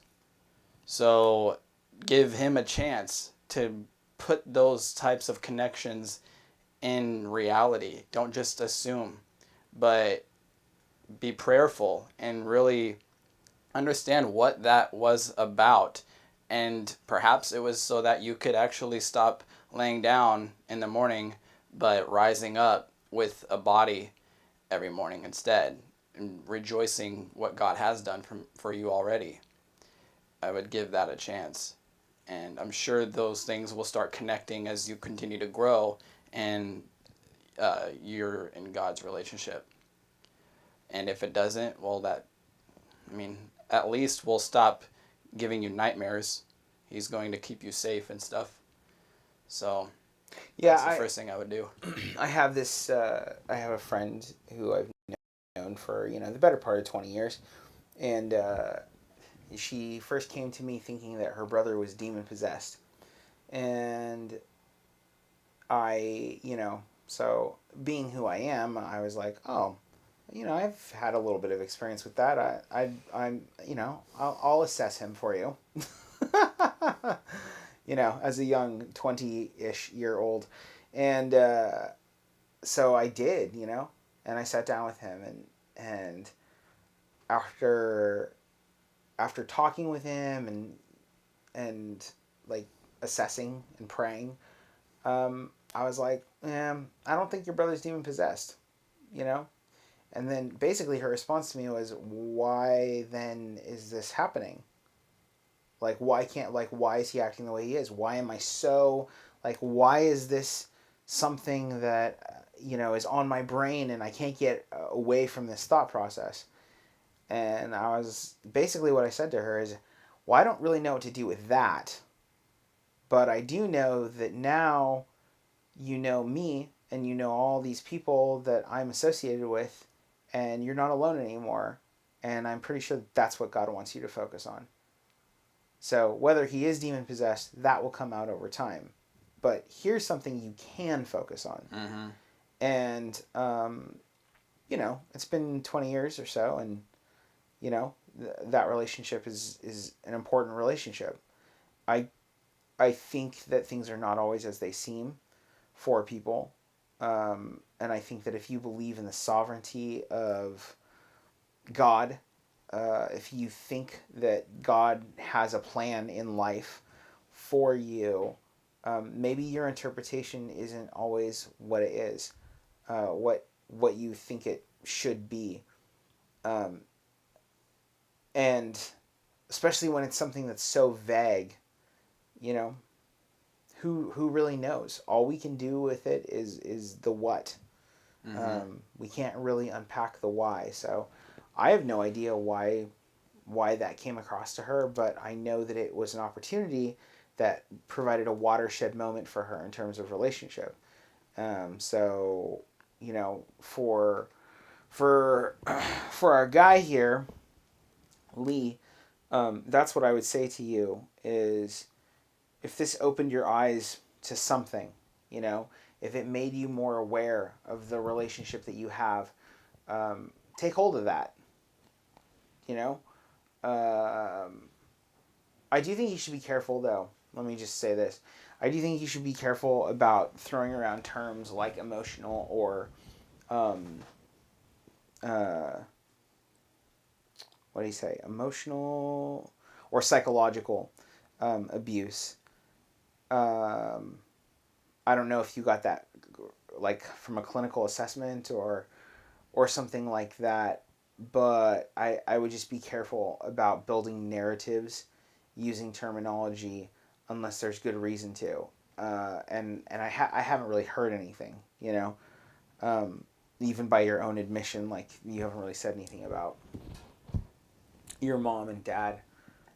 So you got to be careful with building narratives, because those narratives, the more that we say things even to ourselves, the more we can convince ourselves of those truths, because words can be really powerful. Mm-hmm.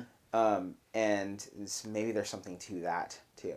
Like, it's possible that maybe you've built a narrative, and especially if it's not true, maybe there's guilt involved in it, or maybe you are misinterpreting something and having it come out that way. But it's really hard to know without knowing more of the situation as to the why. So let's just stick with the what. Don't live in fear. Don't if it has no basis in reality or future reality, in other words, it's not really practically bothering you on the day to day, don't let it, establish. And I would say, as is the theme always with us, I would say, talk to your mom about it. Go to her and say, Mom, I had this strange, was it a dream, or was it was just like a feeling, right? It was like a day terror or something. A day terror, totally. I would go to her and say, hey, Mom, I had this weird day terror. I can't really put my finger on it, but you were part of it, and I was terrified because of it. And what do you think? And, see what she has to say. I think that's a valid course of action. Yeah. So. Yeah, I agree. A lot of times when you have an urge to pray for someone, or you're just thinking about someone a lot, or you just, I don't know, you just get a feeling Mm-hmm. that this person needs prayer, you need to call them. A lot of times it's true. A lot of times they do need you to talk to them, or there was something going on or whatever. So I mean, I don't know about feeling so panicked like that. I've never experienced that, but yeah, sometimes we just have those urges from God to push us a little bit more to communicate with someone, or there's just something going on. Yeah. Yeah, and it's really important. It's really important for us to take it there, to take it to God, and to take it to to people, and to not be worried about it, not be ashamed by it, and not spend so much time on what does this mean, but on what I can do from it. And you might find that maybe you really are just overthinking it. So anyway, I would suggest talking to her for sure, and asking her what she thinks of that. I'm getting some weird audio like tick tick tick tick tick tick tick. Who's ticking? Oh, it's gone. I don't know if maybe it was Jacob. Okay. Oh. Okay, it wasn't that sound. Anyway, let's play another round here. What are they called again? I'm Hypotheticals. getting so sleepy. Hypotheticals. Night Light, the episode where everyone Okay. falls asleep during Here I go. This one will be called Night Night. Hilarious. Episode 10. For episode 10, tune in while we sleep. Oh my gosh, I love it. The Great. nap time episode. I don't want people to watch me sleep. I want We'll to play. be asleep. We'll play Who Can Sleep the Fastest. Guys, I might win. I am always tired. It all depends on what you eat. I'll just make sure to eat really bad that day, and then boom, I'll be out. Or you'll be on the toilet. Yeah. Asleep on the toilet. Does that count? Let's move on. It reminds me of a story from last night. Anyway. Okay. Back to In the event of a zombie I like it already. Let's do it. apocalypse, I've spent massive amounts of time thinking through how I would behave in a zombie apocalypse. Go. what would your hand weapon of choice be? Of course, it's either a boomstick or a chainsaw. I'm just kidding. It wouldn't be either of those things. A hand instrument? It's just a reference. What? Go ahead. I was just referencing Evil Dead. Oh. Yeah. Nice. Do you know the Shop Smart S-Smart? I don't know. I'm going to look it up. Go ahead. Okay. You have to do something with a bow and arrow because those are like renewable weapons. Mm-hmm. That's smart. Eco-friendly. That's smart. And not zombie friendly. I would choose to, I've got this idea from when you said Evil Dead. I would allow my hand to be cut off, my whole arm. Okay. And then Plagiarism. I would... Attach a chainsaw to it. No, hold on. 2 chainsaws. God, let me finish. Okay. I would make sure that I would have the heart and the brain of a venom-spitting dinosaur But not attached the to my venom. hand so that anyone who comes close to me, zombie or person I don't like, would get just destroyed, if not killed, by this other part of me. And additionally, I would also keep the arms of the dinosaur so that I could have 3 more weapons on my person. So I got 1 How many and then arms 2 do more. the... I have 3. Oh, okay, I get it. I traded 1 for 3, and then I have a whole freaking mouth. And I'm taking care of the dinosaur. It eats zombies, so it's okay. And I eat regular good food, lasagna, ideally, and orange juice. We're in the zombie apocalypse. With my other Who's hand, making so I you can carry lasagna? the You spoon. can't make it. The dinosaur can't That's make lasagna. that's what his wife is for. To make him lasagna. And That's hold on. another issue. Paul Brack says, I got you, Josh, with the sunglass emoji. Yes, definitely. Okay, I got something to play for you. Oh, goody. Listen to this. Here we go. Oh, that's really loud. Sorry. For that arrogance, I shall see you dead. All right, here we go.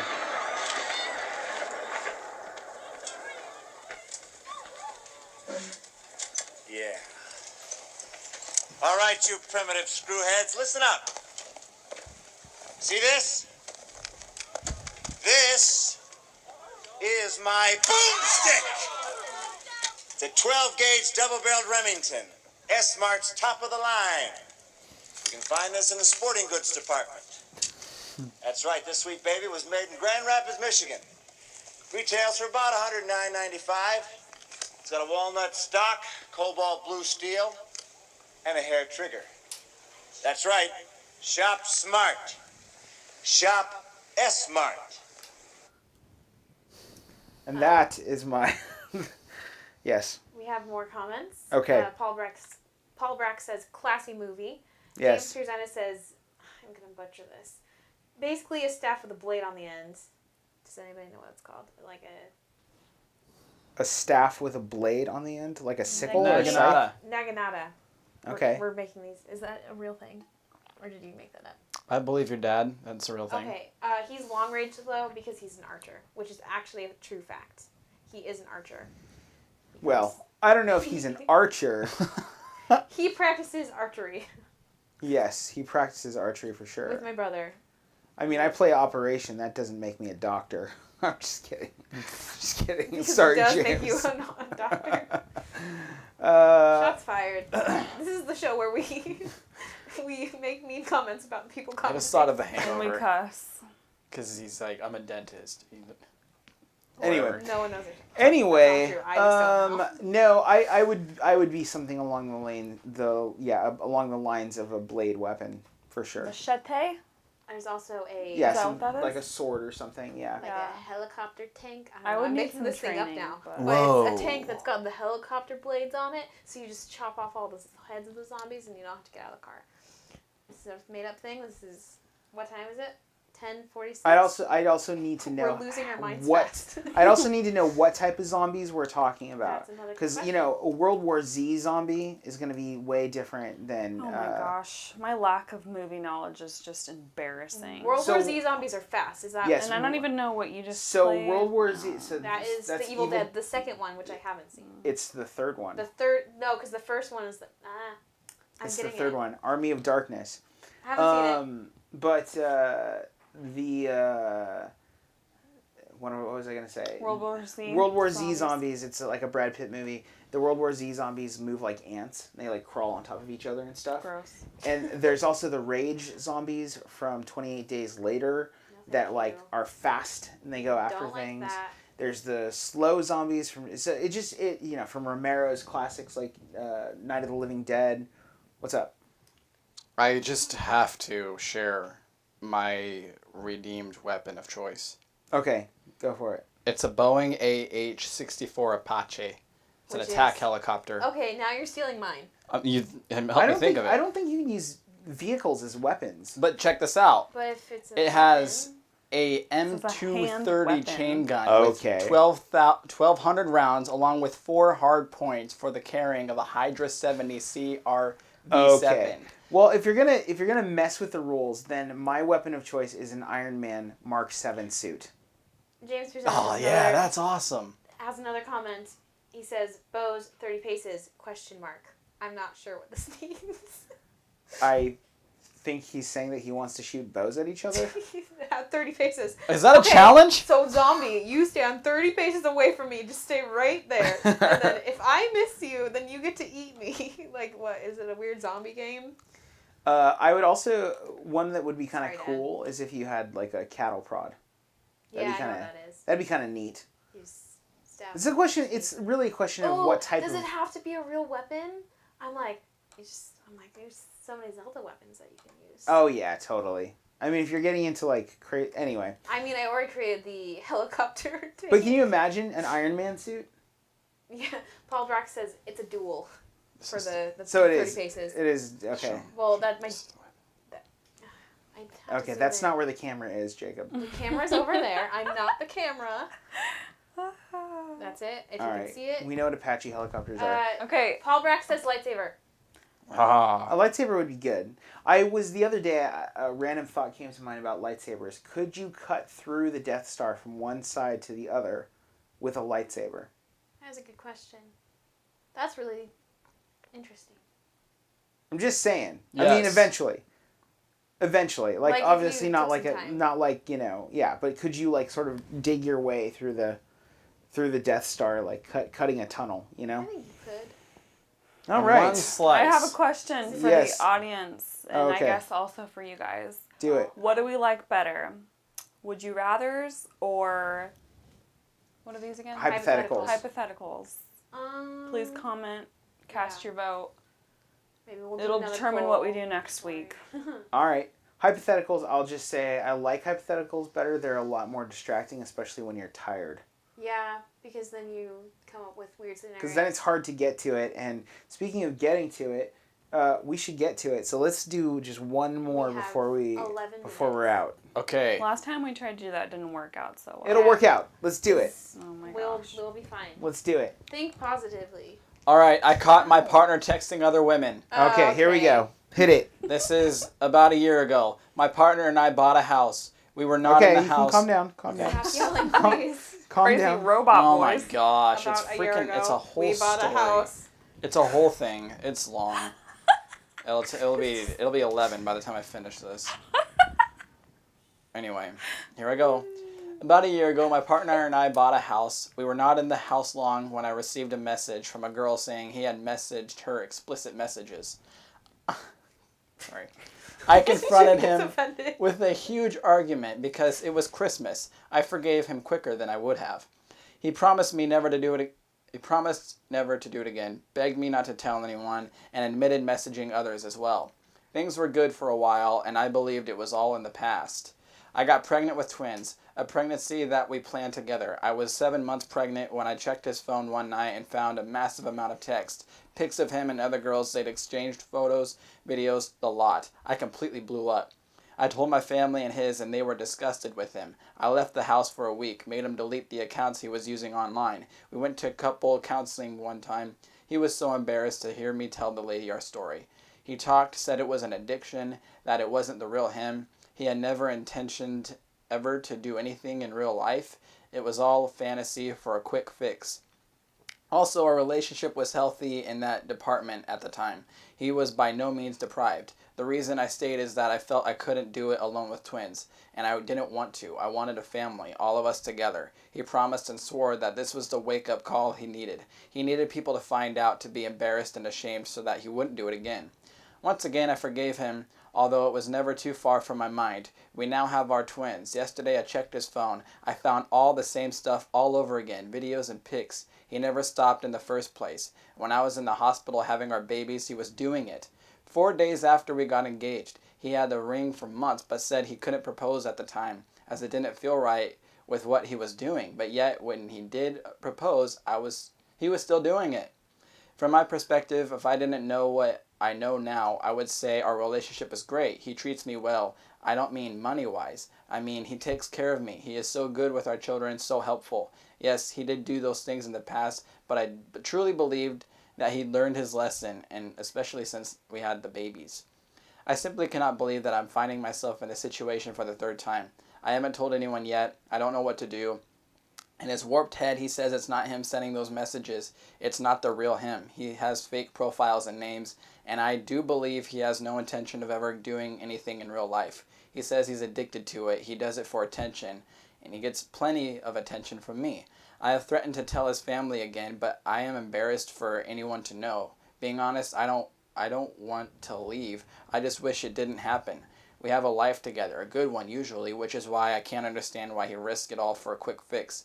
I didn't expect to find anything when I checked. I don't like having to be that person who has to check his phone. So I've only done it a handful of times since he was last caught. I smashed his phone afterward. I am not a pushover by any means. I just never thought I'd be this person. I know the advice that I'd give to someone else, but I can't take it myself. I would have nowhere to go. I couldn't afford the house on my own and 2 babies on my own too. It's too much. I feel I have to accept it and stay for an easier life rather than put myself through such a massive upheaval for the sake of my dignity and pride. I don't know if I've ever read that fast in my whole life. Really? Felt like I was spitting bars. Okay, so for the sake of speed and for expediency, it may very well be an addiction. Sure. That, however, is not an excuse, and you should definitely call him out on it. And I would say that includes holding him accountable to what he's done. Possibly, depending on how you look at it, and this is a more of a difficult area from a biblical standpoint, because God abhors divorce, right? But there's a couple reasons why where he will allow divorce. But I would say you definitely could separate from him and still stay true to him, but separated from him, so that he can understand what it is that he's doing. I don't think that it's something that you should hide. I think that it's something you should continue to bring forward. I think there's some things that you can do in terms of getting him help along the lines of his addiction. So it's not just, so it's not sort of like counseling accountability, but it's more along the lines of like sexual addiction, and like getting him involved with groups that, can support him in that. The one thing I will say is, if it is like a sex addiction, well, I don't know, because it's, I very much doubt that he is not doing things. So that'd be the first thing. And if there is like a sexual addiction component, then there's a lot to consider in why people have sexual addiction if you read the literature. So that might be something that you should read up on and really understand why that is. I do have a question about, is he catfishing? If you guys know that term. Yeah, he is, because he's using fake profiles. Well, he's talking about using fake profiles, but I mean, like, when he talks about the addiction, is he talking about the addiction in reference to the feeling of catfishing, as opposed to the feeling of getting it off or whatever? Like she said, he's taken care of. Like there's no reason or whatever that he should feel that way. And it could be that it is less about the sexual aspect of it and more about sort of the sociopathic. The attention. Yeah, the attention, the sociopathic aspect of it. So I would say that if that is the case, then you're dealing with something different. Sex is the outworking. It's the performance of the pattern problem and the perception issue, rather than the actual pattern. That's the problem. If that's the case, then it's a completely different perspective issue that needs to be dealt with. And so I would try to understand and unpack what he's seeking in his attention, why he has a need to dominate women or possibly men, I don't know, with his fake profiles. Yeah, because if he's catfishing, there's something completely different there than if he's basically having adulterous relationships for the sake of, I don't know, whether he's, whacking off or something to them, or I don't know. But there's a lot to unpack there in that area. But I do think that he needs to get the consequences for his actions. I think you should follow your own advice. It bothers me to hear you say that I know what advice I would give other people, but I'm not willing to take that advice for the sake of ease. You have twins to consider. You think that it's bad now. Wait until you have to explain to them the issues between you and your husband.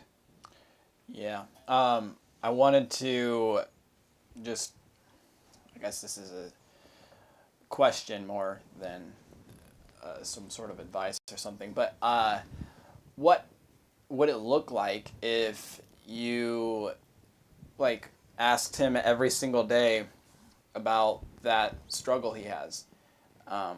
Is that too much to do? You mean from the standpoint of nagging, or not nagging, but just checking in, but more than normal?